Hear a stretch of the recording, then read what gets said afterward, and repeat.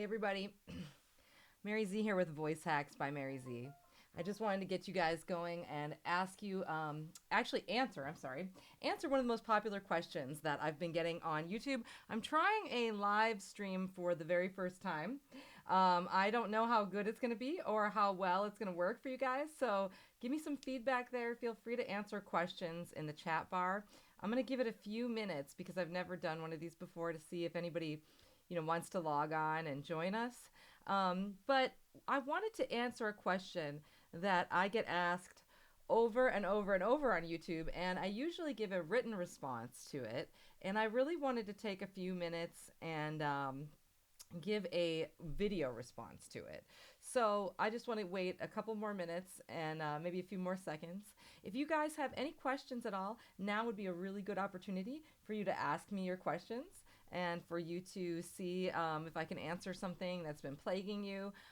Before we begin, I always have to let you guys know that although I'm a qualified and trained and educated vocal instructor, my advice cannot be substituted for that of a medical professional. So if you're having any issues, you need to see a medical professional, and I can't assess you medically, even over Skype in a lesson. I'll always recommend that you go see your doctor for any issues. So all right, well, we've given it about a minute now, so I want to go ahead and start with this question that I've been getting. So the question that I've been getting most from people is related to my screaming videos, right? So I often get, what should I be feeling in my throat while I am screaming? And a lot of people will write me and explain the different sensations that they have, or the different feelings that they're experiencing while making harsh vocals. So let's talk a little bit about that. So if you guys have ever seen any of my harsh vocal tutorials on singing with grit or false chord screaming or fry screaming, then you know that the tissues that create the white noise, the staticky, the distortion aspect of the sound, are located in the trachea above the vocal cords. So let's take a look at that really quick. I've got a picture here. Woo. Let's look here. Okay, so as you guys can see in this picture, we have right in the middle there. Actually, let me show you in a better way, because then I can circle things for you and show you what I think is the area that I want you to concentrate on. So when we're making the harsh vocals, there's nothing about our vocal cords that should intrinsically make noise. They should be smooth. The surface should be smooth. So the distortion, if we're doing it correctly, is going to come from other tissues. And now you guys have a little screen share you can see here. This is a side cut of the anatomical view of what's going on inside of your throat when you are singing. So back here is your soft palate right here. This is your hard palate, the roof of your mouth. And here we see we got a little arrow going to soft palate right here. Let's zoom in a little bit. There's your soft palate in the back of the mouth. And this is your uvula, the hangy thing from the cartoons when we see the opera singers in Looney Tunes cartoons. And then your tonsils are also back here at the top of the throat, the windpipe. Actually, this is called the epiglottal funnel right here. So this is where the food pipe and the windpipe come together, okay? And when we are doing harsh vocals, we're actually trying not to use our actual vocal folds. That's what these are. Our vocal cords can also be called vocal folds. And right above it, we have these things. It's not a very great drawing, but we have these things called the vestibular folds, which are your false chords. So your false chords right here, and all of these loose tissues along here throughout the epiglottal funnel, and especially the uvula. I believe maybe if you still have your tonsils, this palatine tonsil, and also all the way across the soft palate, and some of these tissues up here in the back of the sinuses are what we actually use to create noise. So when we're doing proper false chord or fry screaming, we should be vibrating all of these tissues up here in the windpipe, but with really not doing much to the voice. Okay, so that's the first point we have to know. Let me come back here. So I can see you guys again. Um, okay, so when we're screaming, we should have, if we're false chord screaming, our vocal cords should be sitting open over the windpipe, and then just those tissues I was talking about should be vibrating. When we are fry screaming, the cords should be closed, and we're pushing air now through the tiny spot in the middle of the vocal cords. And again, we're vibrating those tissues. So like I was saying, when we sing and we bring our vocal cords together, the tissue should be smooth. There shouldn't be anything about the tissues that makes your voice raspy or anything like that. Same thing with singing with grit, like, hey, that kind of stuff. Hey, hey, hey, hey, you know, that kind of thing. Or yelling with grit. Hey! That's your voice. That's using both tissues simultaneously, which is okay to do if you know what you're doing. And that's your voice making nice, clean singing, and your other tissues making the rasp. So that brings me to closer to answering the question of what should I feel in my throat when I am screaming or making some of this distortion. So a lot of people tell me that they feel a burning sensation and they back away from it. But actually, we do want to feel some of that. I know it's a big shocker, but you can't vocalize these things safely without feeling the actual friction that's causing them. So if you are singing, you shouldn't feel any scratchiness, right? If you're just doing clean singing, it should be nice, and we shouldn't be shaking any of these other tissues that make the distortion. So it should just be like, hey, very nice like that, okay? Or if we're classical singing, you know, something like that. Very clean. We shouldn't feel anything when we're doing it properly. And if you're feeling tension or strain when you're singing, I encourage you to watch some of my singing videos on tone placement and breath support, because it's going to help you lose that. We really shouldn't feel anything here. The air should be doing the work. However, when we sing with grit or rasp or false chord scream or fry scream, we will feel the tickling sensation in the back of the throat here, in the epiglottal funnel that we were talking about. All those tissues that I was showing you. Let's go back to that picture for anybody just joining us. Those should be flapping around and vibrating, and we're going to feel those in our back of our throat here. So when I do rasp, hey, or false chord, I feel a lot of vibrating in my soft palate. This thing is flapping around like crazy. I do feel some of the sensations going all the way up maybe to the middle of my hard palate.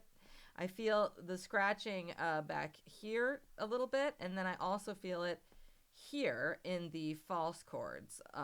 You'll feel less in false chord screaming. You'll feel the most in your false chords, but still most of it is going to be up here actually. We do want to feel the scratchiness, but we want it to be coming from a very specific location. We don't want to have too much coming from down here, maybe a little bit when we're false chording, because again, as you can see, the vestibular folds, which are your false chords, and the vocal folds are set fairly close together. And just to be clear, we don't want to do any distortion by doing the... we don't want to do any distortion by bringing the false chords together. So there are some vocal techniques and programs out there that encourage people to do this. And I don't like it because when you do that, you get a sound like this. You know, that's a Tibetan throat singer sound. It's actually singing two pitches at once. You're singing with your false chords and your vocal cords at the same time. When I do that, that also feels scratchy. But the scratchiness is isolated to down here, and we really should feel a lot more in the back tissues up here. So you guys really need to feel it up here, and you need to feel truly a scratchiness, a tickling. You know, some people shy away from it because it's our natural fight or flight trying to prevent us from injuring our voice. But there's nothing about friction on those tissues that will cause injury to your voice. So you shouldn't even be using your vocal cords, really. Should that tickle make you cough? We have a couple questions here from the live chat. Yeah, sometimes it will.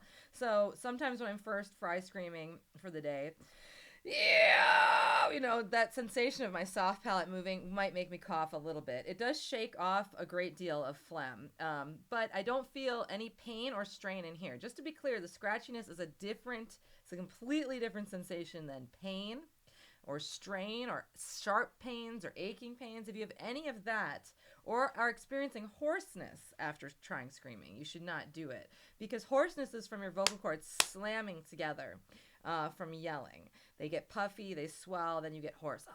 You can't talk. But when you are fry screaming or false chord, as we were talking about, pure screaming, your vocal cords should either just be sitting closed or sitting open. They shouldn't be slamming. So stop what you're doing if you're experiencing pain or anything like that. Next question was, I get a headache when screaming sometimes. Can you go over proper breathing?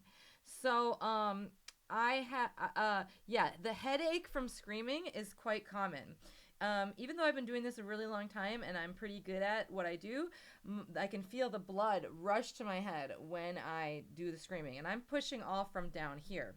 So your proper breathing, I have a tutorial on this called Breathing for Screamers, and I really encourage you to watch that because I go through the whole thing. But basically, you want to fill the lungs, and you want to be using your abdominis, your front abdominal wall, your six-pack muscle, to squeeze back up against your guts, which squeeze the bottom of the lungs and let you put enough air pressure into it. You need a lot of air pressure to keep strain off of here. So watch my Breathing for Screamers tutorial. It will show you exactly how to do that. That's what breathing from the diaphragm is. But your diaphragm is a muscle that just sits underneath your lungs and kind of bends and folds as you breathe in and out, and you don't have any direct control over it. When you fill the lungs, it pushes your guts away, and then you can use your ab muscles, which you do have direct control over, to squeeze back against those guts, which push on the bottom of the lungs. So watch my Breathing for Screamers video, because it's already up on YouTube and you can learn how to do it. I have a really good exercise in there that will help you learn that process. But the headache also, to prevent the headache when screaming, make sure you're warmed up. You always need to be somewhat warmed up before you begin to try to scream, because when all that blood rushes to your head, some of it will be relieved by transferring the effort to your air pressure, but some of it will never be relieved. I still feel a lot of that pressure, and you really want to make sure that you're warmed up and so that the blood vessels are dilated as much as possible. Do like 15 minutes of vocal warm-ups, because you can burst a blood vessel in a vocal cord really easily, just like an eye. It's a mucous membrane, just like your eye. It's not like your skin. So you can really pop something if you put too much pressure on it. So always be warmed up, and that will help dilate the blood vessels and relieve some of the headache feeling. Okay, so I'm going back to the beginning here. After I scream a few songs, I feel like I lose it. I start using my speaking voice, and I feel a lot of vocal fatigue. Any advice? So what's happening there is you're losing your distortion, and you're ending up yelling. So if you don't have enough of that scratchy sensation of the other tissues moving, your voice will try to make up for it by yelling, and your vocal cords will slam together. That's why you lose it after a few songs, or at least you lose your voice, why you feel fatigue, because your vocal cords are swelling, and then they're not able to continue the work. So you need to work on your air mostly, because nothing about these tissues flapping around, there's no muscles involved. It's all just the wind going past them. So I would start with like false chord screaming and trying to carry on the distortion, and then moving on to more advanced things like fry. But you want to get enough air to keep the distortion. If you lose the distortion from the other tissues, you have to allow the scratchy feeling. If you don't, you will try to make up with it by yelling. You don't know you're doing this. Your voice responds to your abstract thoughts, so it just does it. But that's why afterwards you're hoarse and you can't do that. This one person says, I do vocals for some time, but I've never felt pain. I know that you feel your tonsils vibrating. Is that true? Yes, I think it's true. I had my tonsils removed before I started doing harsh vocals when I was young, so I don't know that. I don't know for sure. I can't tell you because I can't feel it. But from that diagram we were talking, it shows your tonsils. And I used to be able to touch them. Like some people, if you open up your throat, you can actually touch your tonsils with your finger. They're really up close to the mouth. So I think that you will probably find that your tonsils may vibrate a little bit. And that's okay. There's nothing about shaking those tissues that is going to hurt anything or anyone. You know, what hurts us is if we don't have that sensation, scratchiness going, and then you end up yelling. And that is not good. You know, yelling and slamming of the vocal cords is dangerous. And so actually having distortion, having these other things vibrating makes it safe. And that's how I can go back from like singing to screaming like automatically, because you should be able to return right back to singing after screaming correctly, because your vocal cords should not have slammed together like that. So, okay, so do you have a good exercise to get that raspy sound or distortion you're talking about that is not from false chord? Okay, so I'm assuming that this has to do with singing with grit, and singing with grit or rasp, you know, classic rock, blues, anything that has distortion and pitch at the same time. Hey, hey, sorry, that one was better. I have a video on that. I have a video called Singing with Grit or Rasp, so watch that, how to sing with grit or rasp, on my voice hacks channel. And when you do that, you want to use your abstract thought, your mental pictures, to get these tissues to vibrate. First, you want to just impersonate the sound and just try to get the sound in general, and do a few like, hey, just kind of imitate me. And then once you get the sound going, then you'll start to feel scratchiness in these tissues here. But it's very important that you don't directly visualize things going on back here, because it'll just make you tighten your throat. You have to use your abstract thought, the thing that controls your voice, and imagine that the white noise, the static of the sounds, like a ball of TV static in the center of your mouth. And that will help bring it up towards the soft palate and help keep it off the throat. And when I do that, I don't feel any pain or strain in my throat. I do feel the scratchiness up back here. And I get both at the same time. So it's easier said than done, but watch my video on that too. If you guys have trouble that is beyond the capability of videos, I give Skype lessons to students worldwide every week, all the way from China to everywhere. And so you can just email me at voicehacks@gmail.com for lessons. I'm only going to take a couple more, because actually I have a lesson to do after this as we're speaking. So let's see, what we have here is some vocalists are screaming for hours without warming up. How is that possible? Their voice never fades away. Okay, that's like me. I can do that. I've been on tour for 30 days in a row, had no problems whatsoever, whereas other vocalists that were on the same tour doing the same amount of harsh vocals were having problems maybe 2-3 days into it. The way it is because if you're doing distortion from these other tissues, you shouldn't be having any vocal problems. There's nothing about rubbing, friction, blowing air on those tissues to rasp them, to vibrate them, the soft palate and the other tissues, that should make your voice hoarse at all. If your voice is hoarse and you can't scream anymore, then you're not screaming correctly. You're slamming your vocal cords together, which makes them puffy and swollen. And again, they need to be able to come together smoothly and bend like this when we sing. If they're puffy and swollen, it's like this. And that's why you're like this. So you really need your screaming to come from the other tissues, the other distortion, because otherwise you won't be able to keep it up for 30 days if it's not coming from the right place. But overall, what will get fatigued, even if you're doing it right, is your air support. You might just get physically tired, and that would be normal. So I am going to answer maybe one more here. Okay, so actually I think I'll try to get these last two in. What screaming technique does Jared Leto and Chester Bennington use for their combined, their singing with grit? It's singing with grit, so like, hey, I've become so numb. That's Chester right there. There's definitely a pitch under there, right? I've become so numb. There's definitely something there. And then there's also, so Jared does a lot of that. And then Chester will go into full-on fry sometimes when he goes full-on, right now! That's like what he's doing when he gets to the full thing. It's full-on fry. So that's what those kind of guys are doing. Last question, and then I have to go teach a lesson. Do you have any tips for achieving the Cookie Monster style vocals? Is that the same technique as the vocal fry? So some people, guys, just to be clear, what I call singing with grit or rasp is any singing with grit or rasp. So that includes falsetto too. If you imagine your voice going up, like, like the, ooh, that was really bad. Like, yeah, that stuff. That was it. Okay, kind of like Prince and hair metal and that stuff. So that still has rasp too. So some people call that sound, that Prince kind of scream, vocal fry. I tend not to call it that because fry screaming in the metal world is very specific. It's just distortion only, has no singing in it. So the Cookie Monster sound is not the same as vocal fry. The Cookie Monster sound is false chord. So that's where your vocal cords sit open and you're making the other tissues, just the other tissues vibrate. Sounds like you know, that kind of thing. He. So I have a video on that. It's actually the easiest way to start learning distortion. Even if you want to sing with grit and you don't want to do that, you could start with that one still. Because I think that one is the best way to get your distortion. So I think that's all I have time for you guys today. So I hope I answered some of the questions about what you should be feeling when you're screaming, why it's safe, why other types of feelings aren't safe. And as always, I'm going to keep uploading videos and answering questions as I can. And again, if you're interested in private one-on-one Skype lessons, just email me at voicehacks@gmail.com.